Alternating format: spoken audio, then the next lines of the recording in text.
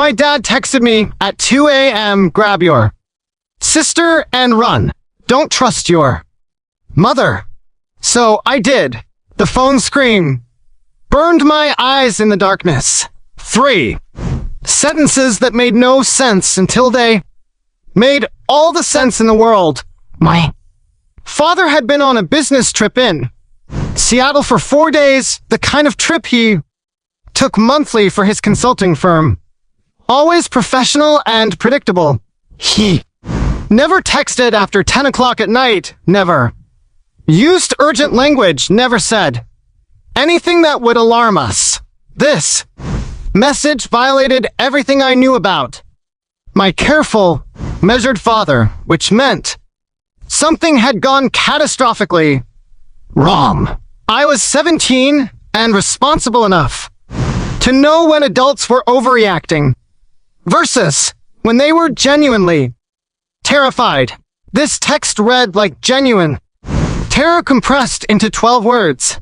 I threw off my blankets and grabbed clothes from the floor, pulling on jeans and a sweatshirt while my brain tried to process what "don't trust your mother" could possibly mean. Mom was downstairs in the living room where I'd left her an hour ago, watching some crime documentary and drinking wine like she did most nights. Normal suburban mother behavior, nothing threatening or suspicious, except Dad wouldn't send this message without reason, and the specificity of grabbing my sister and running suggested immediate danger, not paranoid delusion. I shoved my feet into sneakers and grabbed my backpack, dumping out textbooks and replacing them with my laptop, phone charger, and the emergency cash I kept hidden in my desk drawer for reasons I'd never quite articulated. $300 in 20s that suddenly felt like the most important thing I owned. My sister Becca was 12 and slept like the dead, completely undisturbed by my frantic movement in the next room. I crept down the hallway and eased open her door, wincing when the hinges creaked. She was buried under blankets, with just her dark hair visible, breathing in the steady rhythm of deep sleep. Waking her quietly would be nearly impossible, but waking her loudly would alert Mom downstairs, and Dad's message had been explicit about not trusting her. And I knelt beside Becca's bed and pressed my hand over her mouth before shaking her shoulder. Her eyes flew open in panic, and I felt her try to scream against my palm. I put my finger to my lips and whispered directly into her ear, barely audible even in the silent room. Dad sent an emergency message. We need to leave right now. Without Mom knowing, I'll explain everything once we're safe, but you have to trust me and stay completely silent. Becca's eyes were huge with fear and confusion, but she nodded against my hand. I released her mouth, and she sat up, reaching for her glasses on the nightstand. I'd already grabbed clothes from her closet, jeans and a hoodie that I pressed into her hands while gesturing urgently for her to change. She pulled on the clothes over her pajamas, her hands shaking, and I stuffed her feet into the nearest shoes without bothering to tie the laces properly. The window in Becca's room faced the backyard and had a screen I'd removed dozens of times for sneaking out to meet friends. I popped it free with practiced ease and looked down at the 8-foot drop to the garden below.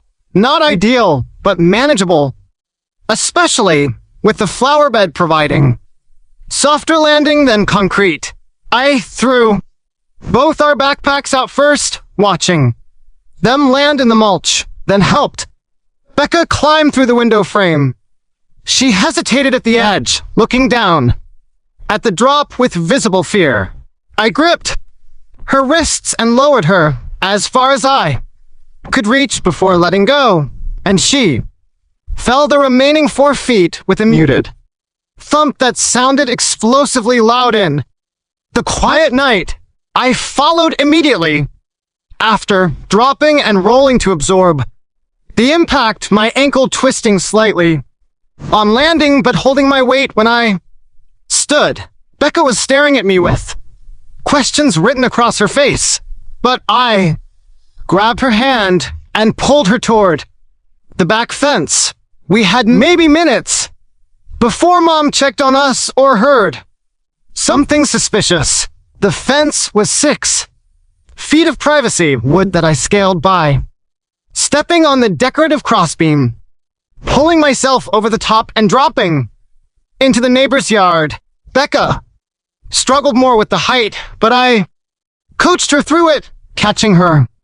When she dropped down beside me, we ran through 3 backyards before emerging onto a street 2 blocks from our house, both of us breathing hard. Only then did I pull out my phone and read Dad's message again, looking for details I'd missed in my panic. The timestamp showed 2:03 a.m. sent 7 minutes ago. No follow-up messages, no missed calls. Just those 3 sentences hanging in digital space like a grenade. I tried calling him, but it went straight to voicemail. His professional, outgoing message incongruous with the emergency he declared.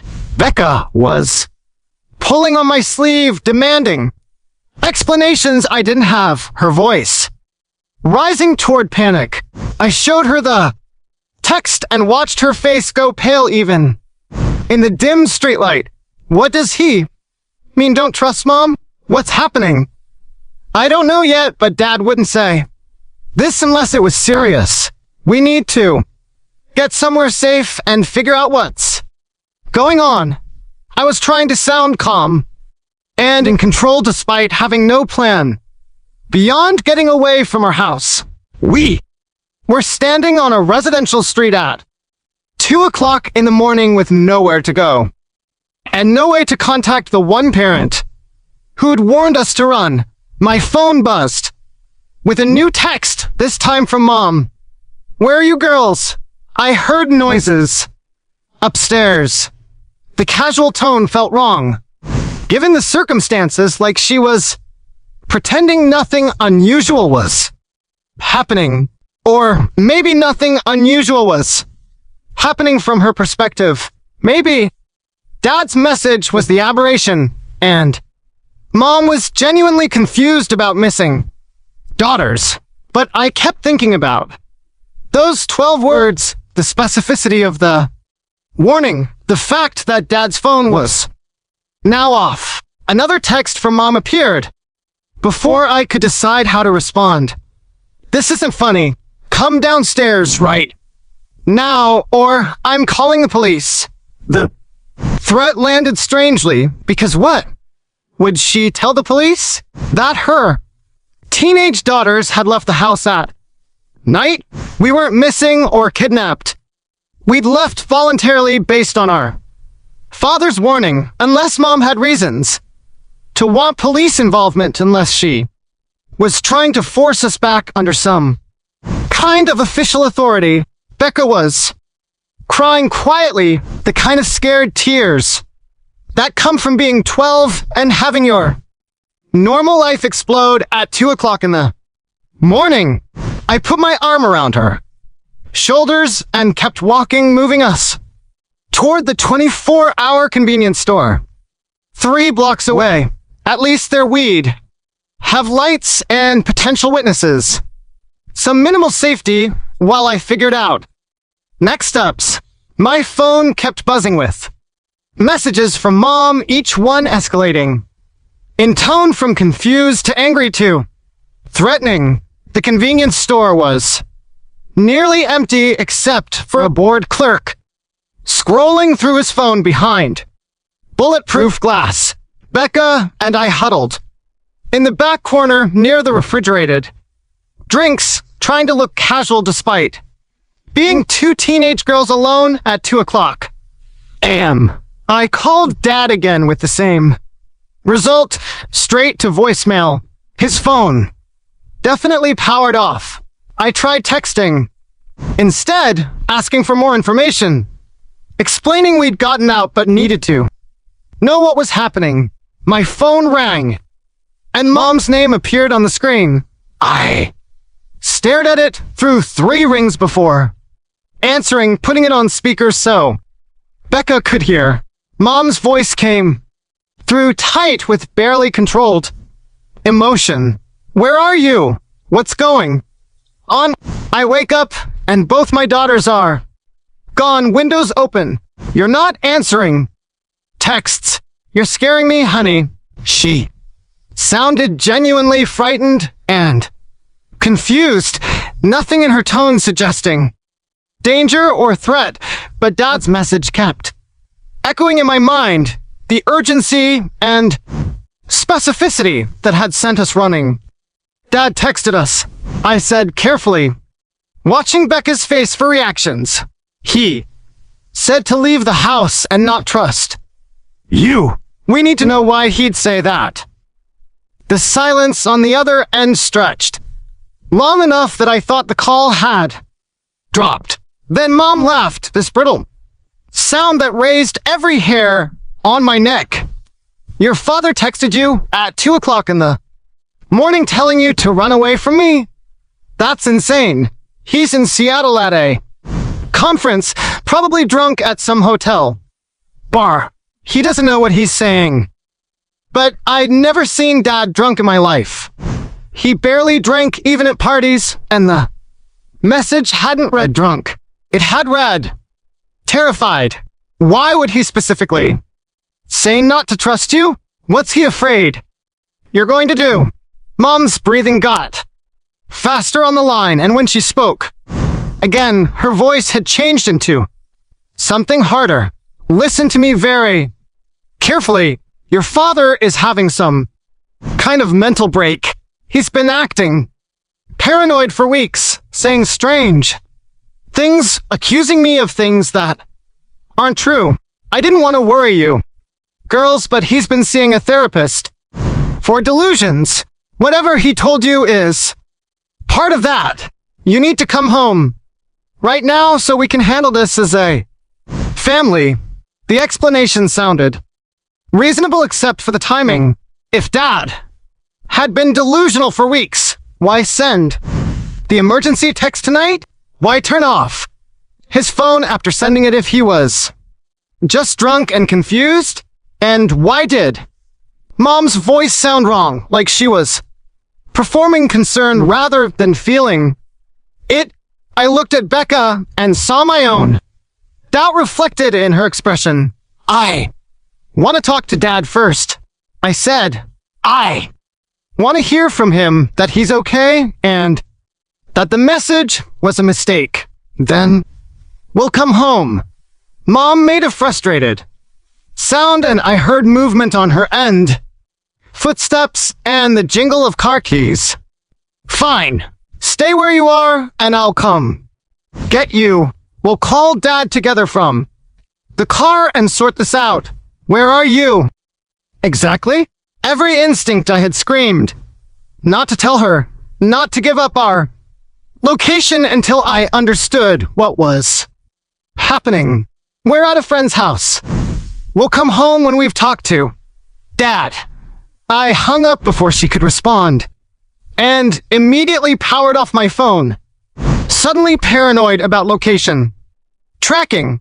Becca did the same without me asking, both of us operating on the same frequency of distrust. The convenience store clerk was watching us now with open suspicion, probably wondering if he should call the police about 2 teenage girls acting sketchy in his store at 2 a.m. I grabbed 2 bottles of water and paid with cash, trying to look normal and unhurried. We needed to move, but I had no idea where to go. Dad's message had said run, but hadn't specified a destination. Hadn't given us a safe house or contact information beyond that initial warning. Becca grabbed my arm as we left the store, pointing back toward where we'd come from. A car was driving slowly down the street, headlights off, moving like it was searching for something. Even from 2 blocks away, I recognized Mom's silver SUV, the one she drove to her real estate job and soccer practices. She was hunting for us, had somehow guessed or tracked that we'd be in this area. We ducked behind a parked truck and watched the SUV cruise past. Mom's profile visible through the driver's window. Her face was illuminated by her phone screen, and the expression I saw, there wasn't worried mother, it was cold calculation. She turned the corner, and we ran in the opposite direction, staying low behind parked cars until we reached the next major intersection. A bus stop shelter provided temporary cover, and I tried to think through our options logically. Dad was unreachable. Mom was actively hunting us, and we had nowhere to go except the homes of friends whose parents would immediately call our mother. We needed an adult who would listen to the full situation before making judgments, someone with authority but no pre-existing loyalty to Mom. My phone powered back on and immediately started buzzing with messages.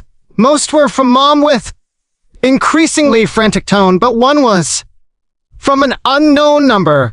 This is special. Agent Victoria Reeves with the FBI. Your father asked me to contact you if anything happened to him. Call this number immediately from a secure line. Do not go home. Do not trust local police. The message was so unexpected, so outside the realm of normal possibility that I read it 3 times before my brain accepted the words.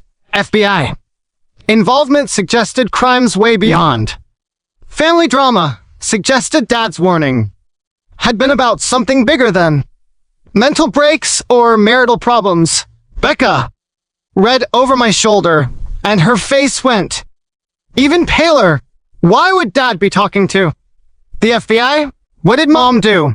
She was asking the questions I was thinking, but couldn't voice.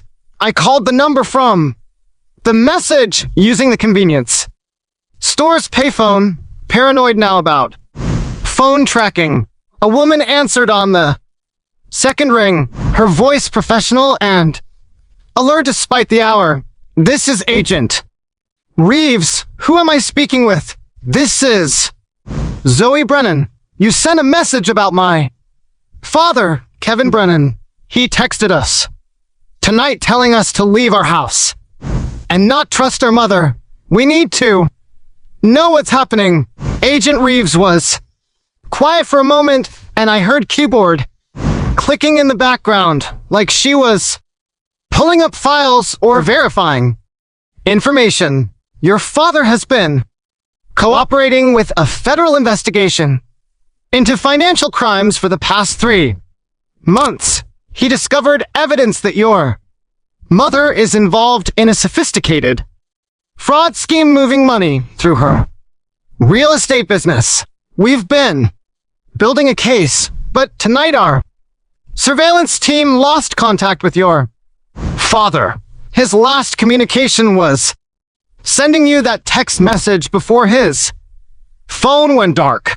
Edit the words landed like physical blows, and I grabbed the payphone cradle to steady myself. Mom wasn't just having marital problems or acting strange. She was a criminal under federal investigation. Dad had been secretly working with the FBI, gathering evidence against his own wife, and something had gone wrong tonight that triggered his emergency warning. Where is he now? Is he safe? Agent Reeves hesitated before answering. We don't know. He was supposed to check in 3 hours ago from his hotel in Seattle and didn't. His phone location last pinged at the hotel, then went offline. We have agents checking the hotel now, but his failure to communicate combined with that text to you suggests he believed himself to be in immediate danger. Becca was gripping my sleeves so tight her fingers hurt listening to my half of the conversation with growing horror. What kind of danger? Why would Mom hurt him? But even as I asked, I was remembering things that had seemed normal at the time, but took on sinister meaning in this new context. Mom's frequent, unexplained absences, her defensive reaction when Dad asked about her business accounts, the way she'd started password protecting everything on her phone and computer. Dad, the people your mother is working with are not the kind to leave witnesses if they think their operation is compromised. If they learned your father was cooperating with our investigation, he would become a liability to eliminate. And if they've gotten to him, you and your sister are potential witnesses who know his routines and could identify associates. That's why his message told you to run. The full weight of danger settled over me, and I understood suddenly why Dad had been so specific, so urgent in his middle-of-the-night text. We weren't running from normal family dysfunction. We were running from people who murdered witnesses to financial crimes. What do we do? Where do we go? Agent Reeves gave me an address for an FBI field office 30 miles north. Get there as fast as you can without using credit cards or your phones except for emergency calls. If you see your mother or anyone suspicious, call 911 immediately. I'm dispatching agents to pick you up, but they're 45 minutes out. You need to stay hidden and moving until they arrive. I hung up and relayed everything to Becca, watching her face cycle through disbelief and fear and finally grim acceptance. At 12, she was processing that our mother was a criminal, our father was missing and potentially dead, and we were running from people who killed witnesses. It was too much for anyone, but especially for a kid who'd gone to bed thinking about homework and friend drama. A taxi company operated out of the strip mall across the street, and we walked there quickly, constantly, scanning for Mom's silver SUV. The dispatcher was half asleep, but agreed to send a car to our location, asking for destination.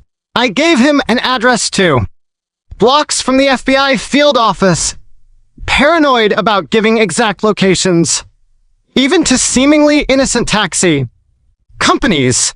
The taxi arrived 15 minutes later, a beat-up sedan driven by a man who looked annoyed at being woken for a fare this far out.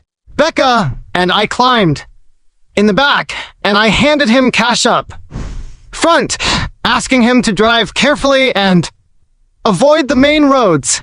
He gave me a strange look but pocketed the money and pulled out of the lot. We'd made it maybe 3 miles when headlights appeared behind us, coming up fast. The taxi driver noticed and swore, accelerating slightly. Some has been following us since we left, probably drunk idiots playing games. But I twisted around to look and recognized Mom's SUV, close enough now that I could see her face through the windshield, set and determined. That's our mother, I said to the driver. She's dangerous. We need to lose her right now.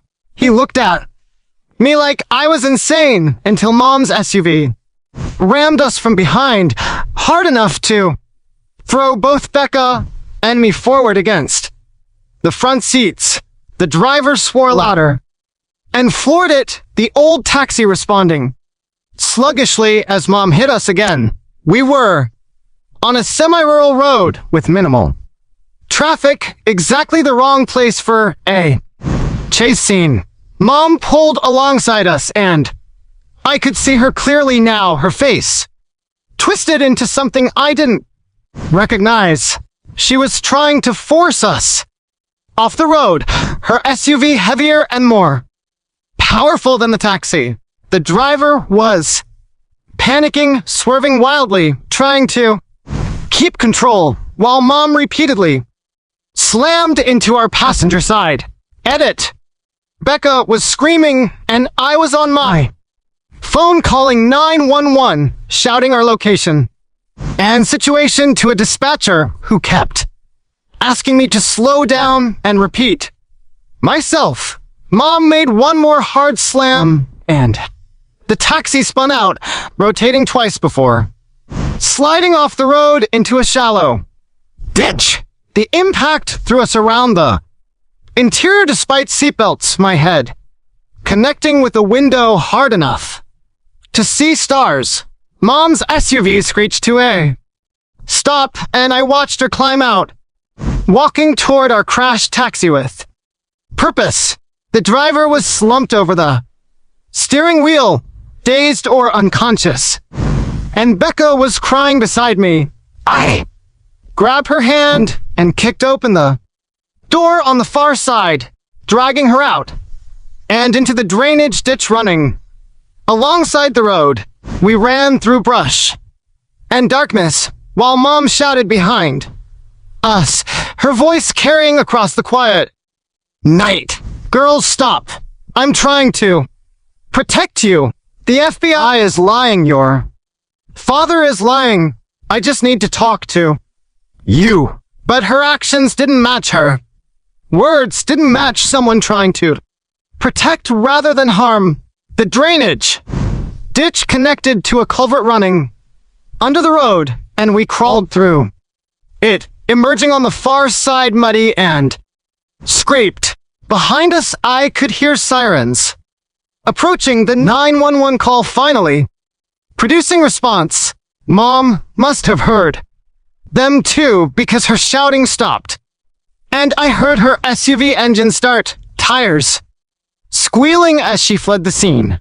Police cars arrived with lights flashing, officers jumping out to check the crash taxi and search the area. We emerged from the culvert with hands raised, shouting that we'd called 911 and we were the victims. One officer approached carefully, hand on his weapon, while his partner checked the taxi driver, who was coming around slowly. Edit. I explained everything in a rush while Becca cried against my shoulder. The officer looked skeptical until I mentioned FBI Special Agent Victoria Reeves by name and showed him the text from Dad. His expression changed, and he radioed something coded to his dispatcher before telling us to wait in his patrol car while he verified our story.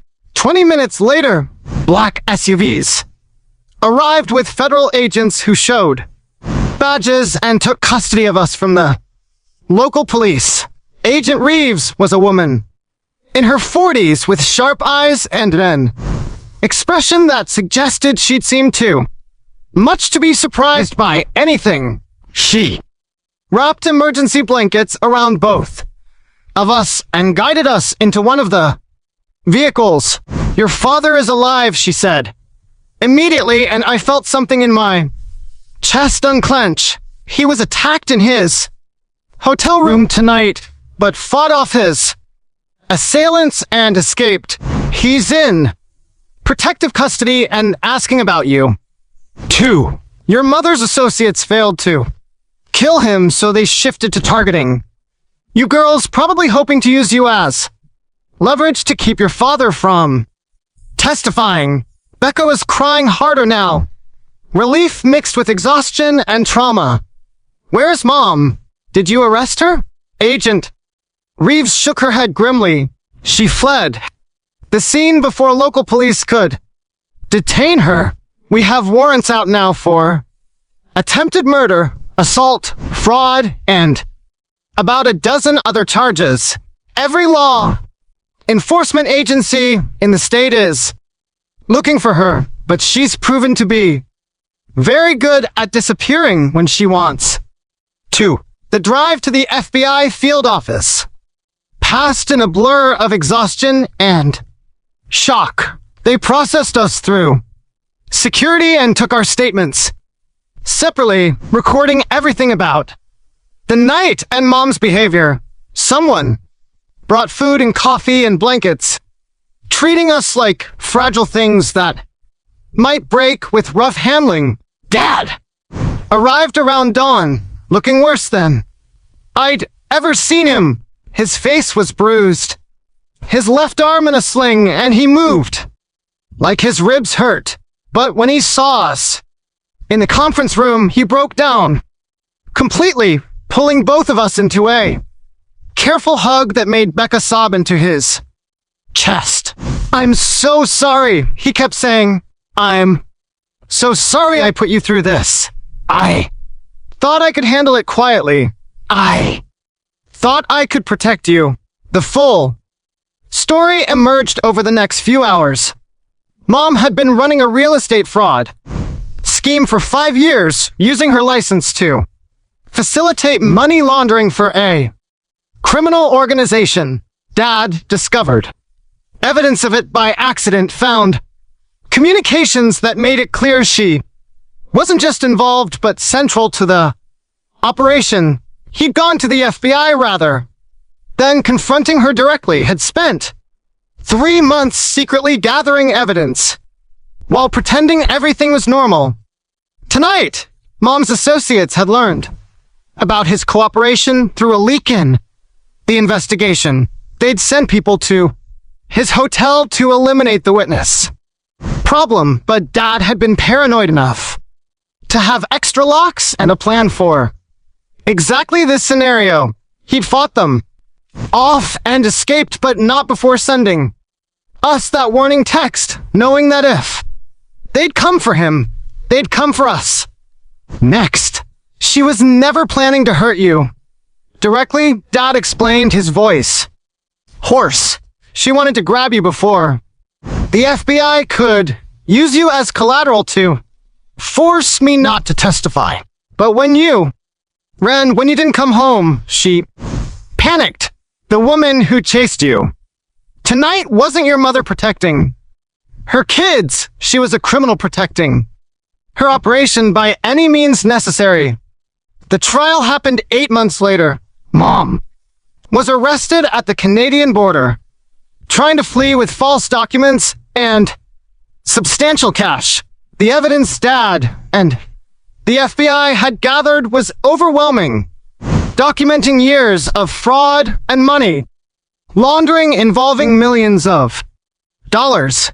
17 people were charged in the conspiracy, but Mom received the longest sentence, 25 years for fraud, conspiracy, attempted murder, and a list of other crimes that took the prosecutor 10 minutes to read. She never looked at us during the trial, never showed remorse or tried to explain. The woman in the defendant's chair was a stranger, wearing my mother's face, and I understood finally that we'd been living with a criminal our entire lives, just never knowing it. Dad testified for 2 days, his voice steady despite visible emotional pain, explaining how he'd fallen in love with someone who didn't really exist, who'd been performing a role the entire time. Becca and I live with Dad now in a different state under partial witness protection, not full relocation and name changes, but enough security that we sleep without nightmares about SUVs ramming our car. We're both in therapy, processing the betrayal and trauma, learning to trust again after having the fundamental safety of family shattered. Dad is rebuilding his consulting business and trying to forgive himself for not seeing the warning signs sooner, for exposing us to danger he never knew existed. You enjoyed this, you'll definitely want to see the next ones too. So subscribe now and let me know your take in the comments.